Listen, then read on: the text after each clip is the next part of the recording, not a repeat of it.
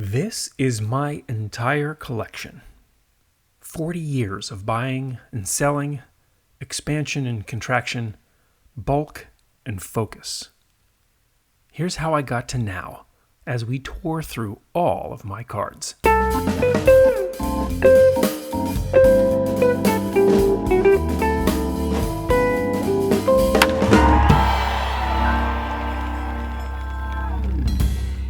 My very first card was this 1986 Topps Mike Schmidt.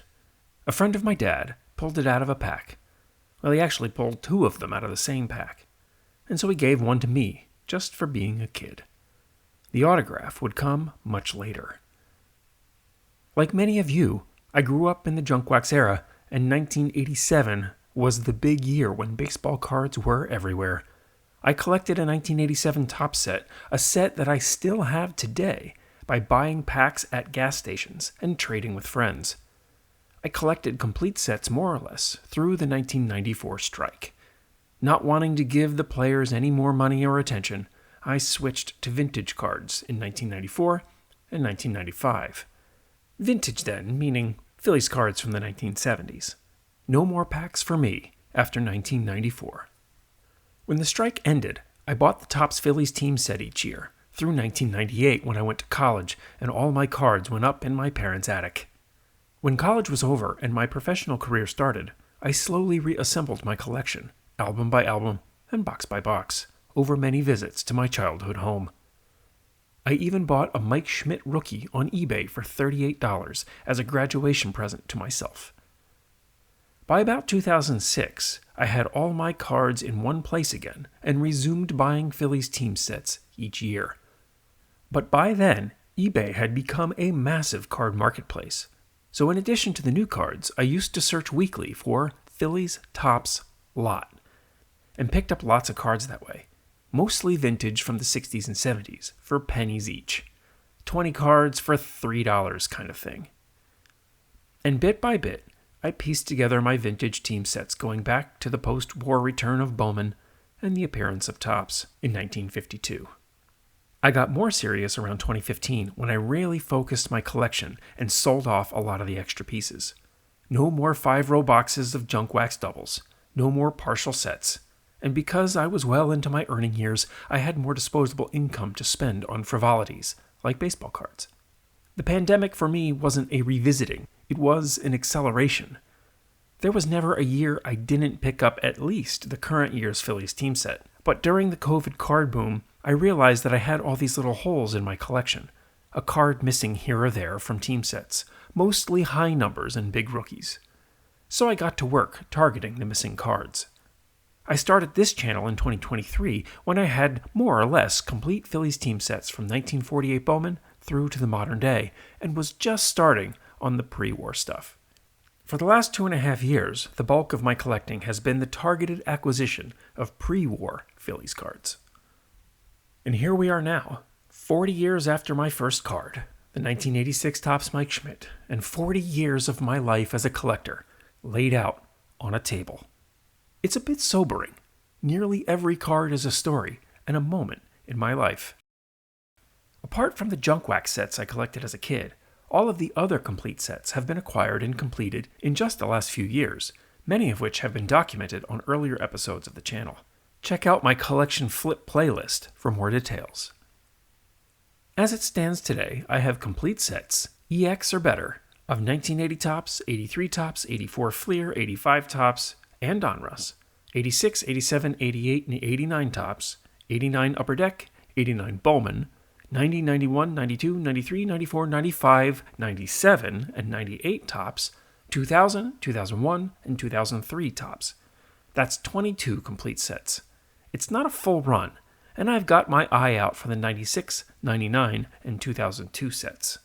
The 80s sets I'll keep forever. The later 90s sets and the 2000 sets, I'd consider selling it, or even better, trading it in the future. I store my complete sets in these Uline S3887 storage boxes. They are the absolute perfect size for complete sets, neatly fitting 10 complete sets in 3 rows with no wasted space. Apart from my complete sets, I've got 6 additional boxes, 3 exclusively for overflow Phillies cards, 2 exclusively for Hall of Famers, and 1 oddball box for the rest. This first Phillies box has a variety of cards featuring my favorite players, autographs, and my Bryce Harper rookie and pre-rookie run. Of course, I've also got this hardshell case for the Harper SGC 10s.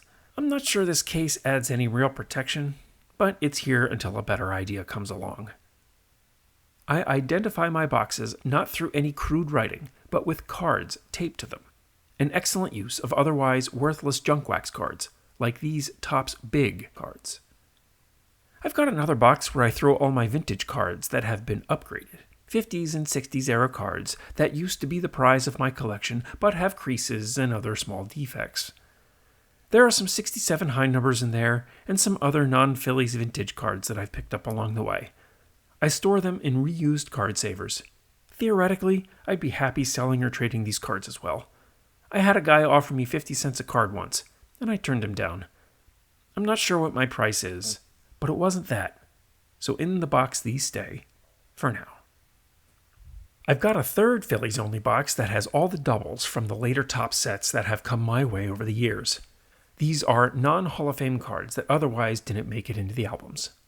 Also in here are non-Hall of Fame Donruss and Fleer cards from the 80s. The only Donruss and Fleer cards that make it into the albums are players that aren't otherwise depicted on a Topps card. If a player makes it to Cooperstown, well, I've got 2 boxes for them. This is the current state of my Hall of Fame cards. And yes, for those of you playing at home, I realize that Bonds and Clemens, McGuire and Mattingly, and Ohtani are in there, and are not in Cooperstown. But I think they either should be, or will be. These cards have been collected over the years, and most for just pennies. If I see a nice Hall of Fame card in the wild for $1 or less, I buy it and throw it in here. There are some high dollar cards, but you can see that most of these guys are all 1980s players. These are, for the most part, the Hall of Famers I watched as a kid. If I have a choice between a vintage Hank Aaron or a Mickey Mantle for $400, or a 1915 Cracker Jack Phillies card for $400, I'll take the Cracker Jack every time. So the Hank Aarons and Mickey Mantles just aren't represented here. And I've got a random box too. A box full of all kinds of cards that I either haven't had a chance to put anywhere else, or that don't have any other place to go. These aren't discards per se.